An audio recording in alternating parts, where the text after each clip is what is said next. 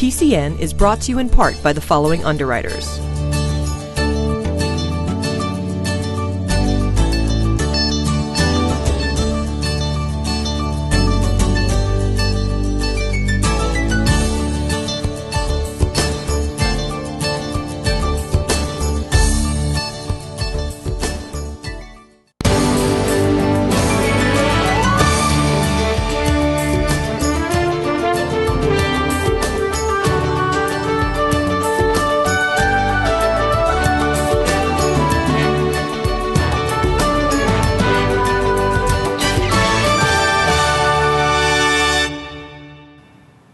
Thanks for joining us for another edition of PACTV Community News. Tonight, we meet a talented theatrical grad from Kingston, and we meet youth who participated in a summer cheering camp.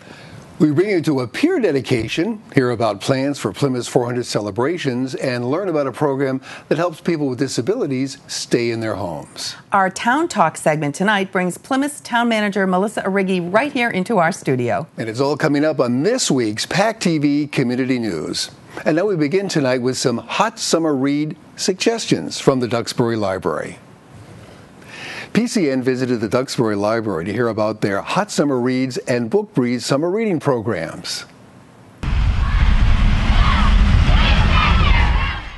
The Duxbury Library rocks all year round, but in the summertime we have this very cool literary festival featuring national and regional authors that come right here. Some of them go to West Winds, but most of them come right here to present their work. Very excited about this year's lineup. This is the third year that West Winds Bookshop and the Duxbury Library are collaborating to present a literary festival here.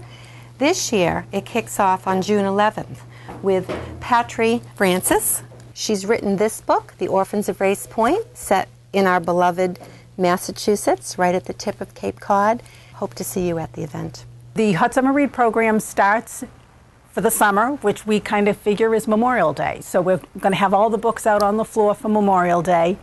They'll come off the floor to be held for book groups by Labor Day. So we usually have kind of a library goal of as many books as we can get out at one time. The Hot Summer Reads started in 2003, and we purchased 25 titles, multiple copies, and put them out in what we kind of call bookstore style, stacked up just as if you went into Barnes & Nobles. It was a really big hit. So then what we do is we save them from September through May for book club use, so that a book club can come in, check out a title, and all the titles are there. Each year since then, we've added between 20 and 25 titles to the program, and we cap it off at 100. So each year we discard some too, to keep the titles fresh. Some of the hot titles that we think for this year, one of them is The Orphan Train.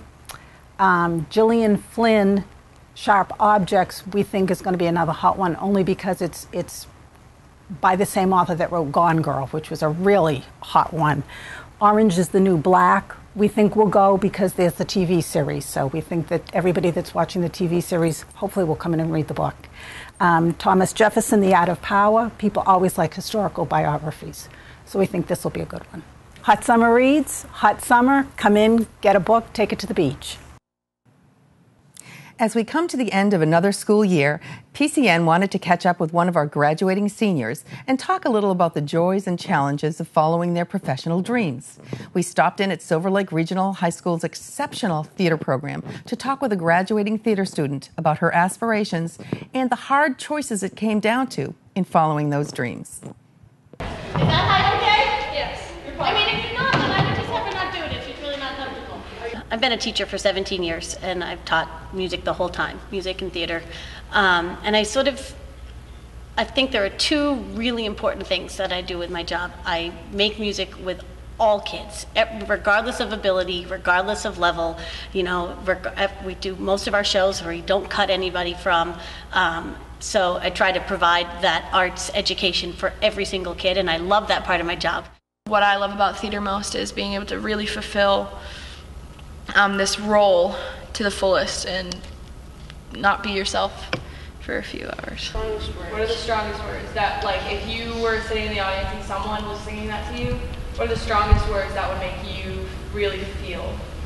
The other part is finding those kids where it's their passion and their interest in the same way it is and always has been for me. You know, so you do make those kind of connections with kids that sing and act really well at the level that you're used to doing it with. You make those connections instantly because you have a shared passion, shared interest. You know, you get it in a way that maybe everybody doesn't get it. And I feel that with Angela. Being here at Silver Lake with Mr. Pasqua has really influenced my decision to go on to Bridgewater State University next year. Misty's always really pushed me to become the best that I can be in the 2 years that I've been here. You know, she definitely gets theater. She gets telling the story. She gets taking the time to work things in practice to then become perfect. She gets she just gets it, you know. And so it's really great when you can work with a student that you know you don't have to teach them to get it. You just can give them the tools to then develop the craft. And I think that's a real plus about finding those kids that you know are going to be future artists, future musicians, future directors, because you can tell that it's their passion in the same way it was yours, because I became a future artist, director, teacher. In America, at the end of the millennia. I am, next year, I'm going to Bridgewater State University for their theater program. And I was accepted into the Boston University's design and production program. But economically, I found that it was a better fit for me, and personally, that it was a better fit to go with Bridgewater State University. My parents, especially, they've always been so supportive of me, and to ask them to help me with such a high tuition for a great school, but for such a high tuition, it's just crazy. So I felt that Bridgewater State was such a great opportunity for me, because I'm able to go and get an amazing theater education. To spend crazy money on a great college education and not be able to pay back your loans depending on what your jobs are after college is just something that is a little intimidating for someone. So I felt that Bridgewater was a definite, so much better option for me. You're living in America, leave your conscience at the tone. And when you're living in America, at the end of the millennia, you're what you own. The Pilgrim Skating Club of Pembroke is a non-profit skating organization that offers group lessons for children and adults ages 3 and up. Lessons teach skaters skills for both figure skating and ice hockey. It's a fun, challenging, and rewarding program that allows skaters to learn the fundamentals of the sport. Skaters are divided by level, ranging from the absolute beginner to the more advanced skater. All classes follow the USFS Basic Skills Guidelines and are taught by experienced, qualified professionals. This video is from the club's recent Fire and Ice show, where skaters showed off their best axels, waltz jumps, and saukows. For more information about the Learn to Skate program, call or email the club. The next Learn to Skate session starts on July 1st.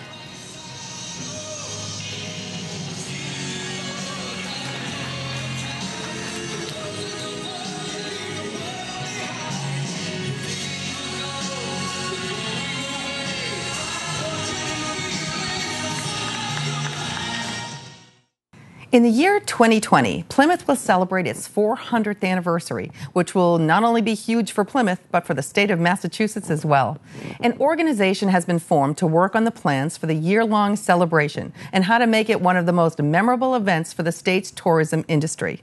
We caught up with the executive director of the Plymouth 400 to learn more. Plymouth 400 is an organization that came together in order to commemorate the 400th anniversary of the coming of Mayflower and the founding of Plymouth Colony. And it really is an opportunity to tell the story of the English settlers who came here and the native people who had been here for thousands of years, and how they met and interacted, and what happened down the line in history. The three pillars, if you will, that we are keeping in mind with everything we do are education, infrastructure, and innovation. And education, of course, is really very important. This is a piece of history that everybody knows about or thinks they know about. We would like to make sure that the true and balanced story is out there. Then the second thing is infrastructure. If we're going to invite several million people to come through here in 2020 and 2021, then we want to make sure that they are welcomed by sufficient roads and good transportation and plenty of places to stay and eat and, you know, enjoy traveling around the area while they're here, because they won't just come to Plymouth. They'll go to Provincetown, and they'll go and visit Boston. So there'll be a lot of people who'll be traveling around the area. The economic impact of the events of 2020 and beyond are going to be very good for Massachusetts, because Plymouth turns 400 in 2020, and then it rolls into Salem in 2026 and Boston in 2030. So there's a very good economic high that can happen from Plymouth's 400th being the first here in the vicinity. The third pillar is innovation, and I see that as being technology. Technology is going to allow us to reach people that aren't going to be able to come here, that won't be able to learn the history and see our beautiful area firsthand. However, through innovation, we can certainly do educational programs. We can do webcasts, or whatever they'll be called in 2020. Each year we will be doing lead-up events, and they will be both fundraising events and awareness-raising events and friend-raising events, and those really happen here, right in Plymouth. So if you'd like to find out more about those, you can go to our website, which is www.plymouthma400.org. We will be reaching out for donations and fundraising, and so those are some of the ways you can get involved with Plymouth 400. Silver Lake Youth Football and Cheerleading runs from April to November and hosts stunt clinics for the cheer squad in the months of May and June. PCN was able to get access to one of these clinics to find out exactly what stunting is. 5, 6, 7, 8, 1, 2, 3, 4, 5. Tonight, we will be going over some of the girls' skills with stunting. We have a lot of new girls on this squad, so we're going to see what we can safely accomplish for camp. We've already put in a request what we would like to have choreographed. In addition to that, we're going to be also going over arm motions, and we will be going over jump sequences. Elbows up, lock your bodies.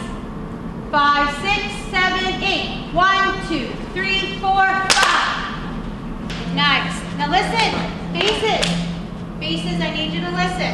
Flyers need to listen as well, so do backs and fronts. Flyers, you need to make sure your bodies are nice and tight.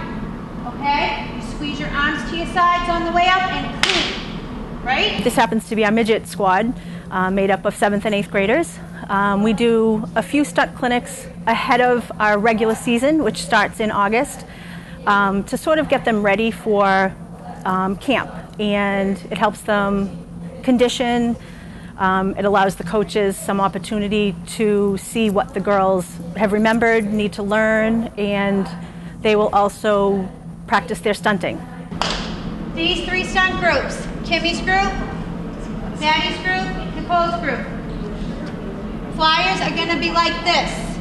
Stunting is when we work with like about 4 to 5 people to put a girl up in the air. I can base, which is the one holding up the girl mainly, and I can fly, which is the one in the air, and I can front, which is the front spot. 1, 2, hold it, hold it, hold it, knees up, nice, don't look at me, look at that spot on the wall. One of the coolest things about being involved in this program is I was a cheerleader in this program myself. My daughter was also a cheerleader in the program and now helps coach. In addition to skills, the girls learn a lot of life lessons. We have 3 towns in our district, Halifax, Plimpton, and Kingston. It gives them the opportunity to meet some of the kids they'll be going to school with. In addition to that, they're learning to get along. Well, when I was in the 2nd grade, I wanted to get involved in something different than just dance. So I decided to do cheerleading because I was flexible enough, and it's a really good program, and I've been in it for 7 years, and I really like it. It's really challenging, so I really like it. 5, 6, 7, 8. 1, 2, 3, 4, 5. Nice. Lock on. Our program starts in April with tryouts. It goes through May with stunt clinics, and then we have a summer camp in July. Our practices start in August and go through November, and we end our season with a couple of competitions. So from April to November, it's cheer season for all of us. There you go. Okay, bringing them down to prep. Nice job. Ready? We're going to bump down. You can let go, girls. Ready? 1, 2, dip. Nice. A state-funded program called Age in Place gives new freedoms to people with disabilities in their own homes. This program works with contractors around the state to make needed upgrades in the homes, such as ramps, indoor wheelchair accessibility, and lifts. PCN was invited into one woman's home to hear her story and learn how this program has changed her life. So the Home Modification Loan Program comes from the Mass Rehabilitation Commission to CDAC, which is the Community Economic Development Assistance Corporation. So CDAC then contracts with different area providers. We call them provider agencies. And as you see here on the list, there are 6 throughout the state. The one that we on the South Shore work with is SMOC, South Middlesex Opportunity Council. So South Middlesex Opportunity Council is, again, the local administrator helping the homeowner through the project with the home modification contractor, their paperwork, their application, and their need, and finally putting together the package that would ultimately be approved for their home modification program. Most of the homes that we live in today are not well suited for aging in place. So what we do is then develop a solution and present at least 1 or 2 options that will serve and meet the needs of the family. Most of the time, an assessment will start in the home. So as we drive up, the first thing that we look at is egress, how you move in and out of the home safely, especially if you have a mobility issue. The next thing that we'll look at is inside the home. Most homes in New England are 2-story and will have steps. They'll have steps at the front door, and they'll have steps inside the home. And history has shown through the course of the HMLP program that the #1 home modification project is the bathroom.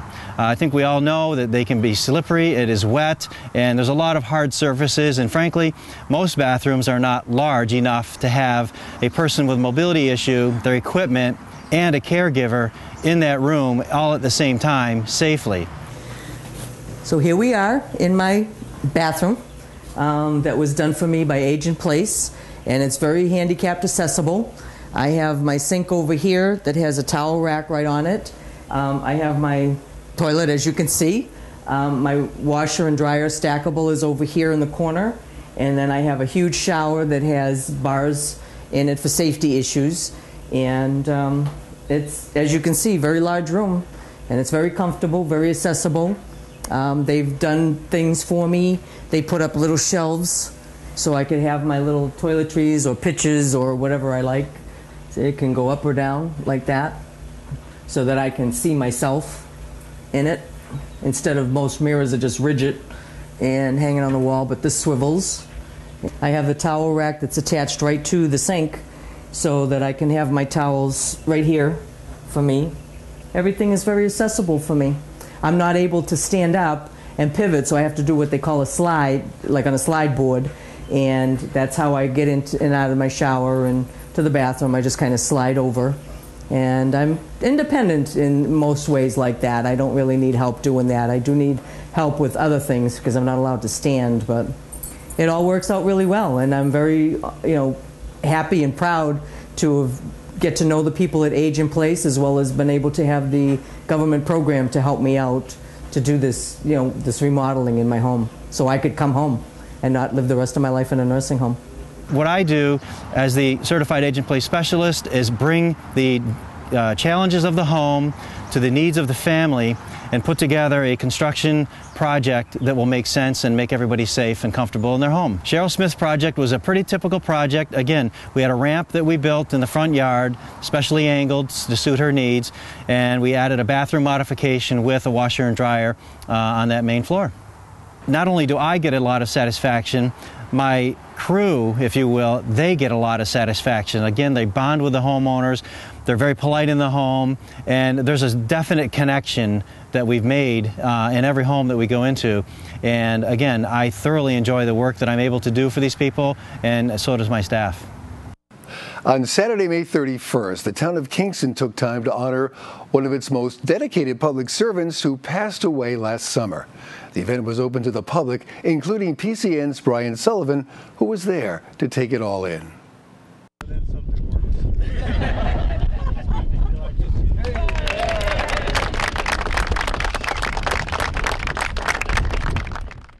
the Holy Spirit. Amen. May God... When Jeff Bond, the longtime Highway Department foreman, Kingston resident, and ocean lover, lost his battle to cancer in August of 2013, the people of the town decided it seemed only fitting to dedicate the town pier in his honor. Heavenly Father, bless Jeff and his family. Bless this town pier. The pier dedication takes place less than a year after the passing of Jeff Bond, an event that enjoyed a rather large turnout for the man who touched so many lives here in the town of Kingston. I knew Jeff when I first started working for the town back in 1995. We've worked hand in hand closely over the last 12 to 15 years, battling blizzard after blizzard, snowstorms, anything you name. Jeff is right there. His unrelentless dedication to his job is second to none. I knew Jeff.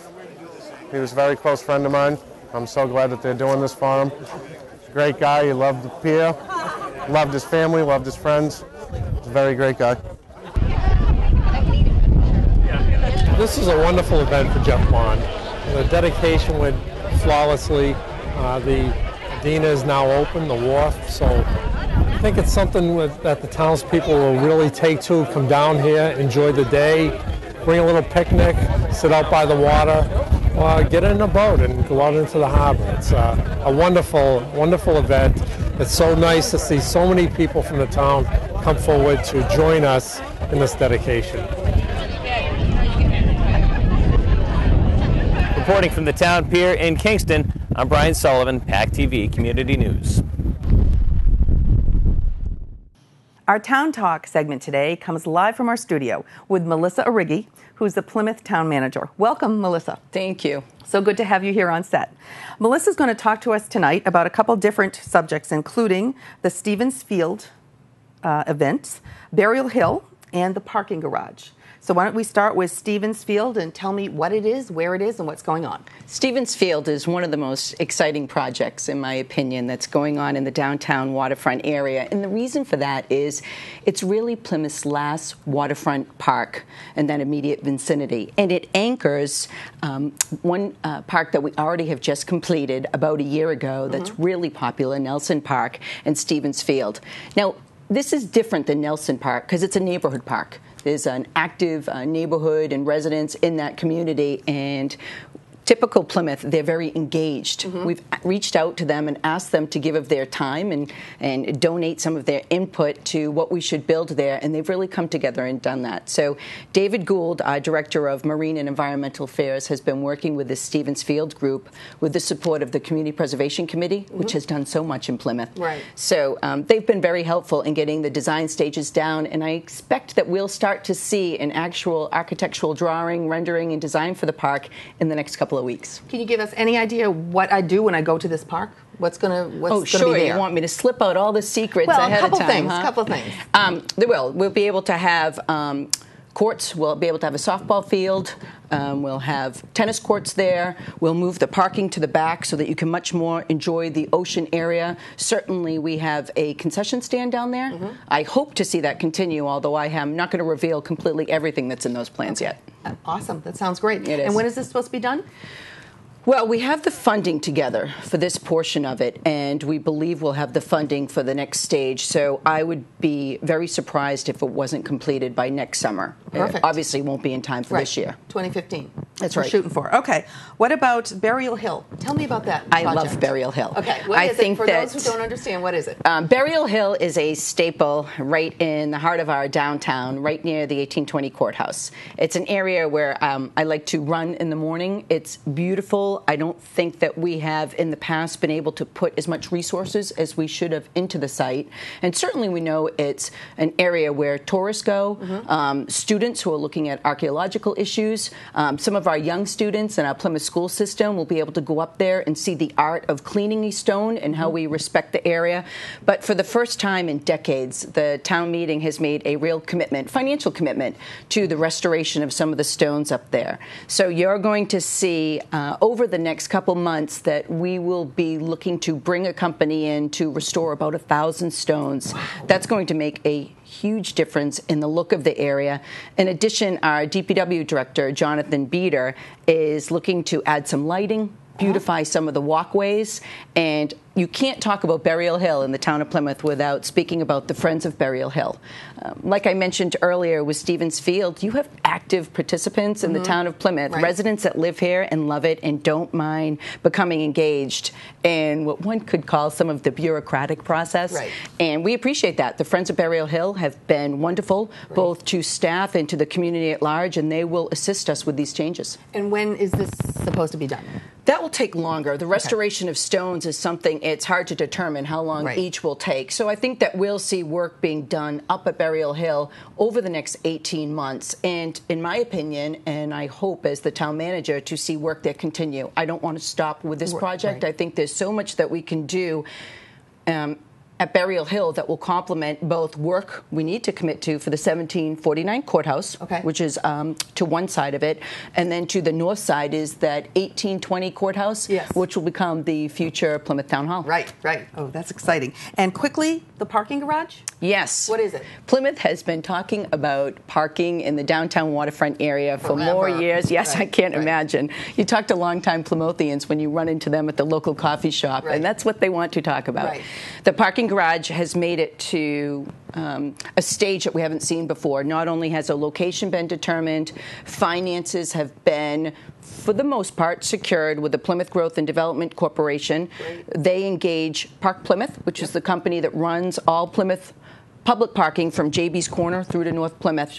So the parking garage will go behind Memorial Hall. Oh, excellent. Right on Water Street. We've done initial borings in the area. The conceptual designs have been presented. People reacted very strongly to them. They liked them, and I think that you're going to see a structure there over the next few years. Great. Good. That's something that we're going to be needing in Plymouth because we're going to have so many people here for the 2020. Okay. Well, thanks for watching this week's edition of PACTV Community News. We'd like to thank Melissa for joining us. Replay times will be listed on our website, pactv.org. Click the PCN tab to watch individual stories or an entire program. You can also catch us on YouTube by searching for the PACTV Community News channel. And finally, be sure to like us on Facebook and follow us on Twitter to receive previews each week and links to all of our stories. Good night and see you next week on PACTV Community News.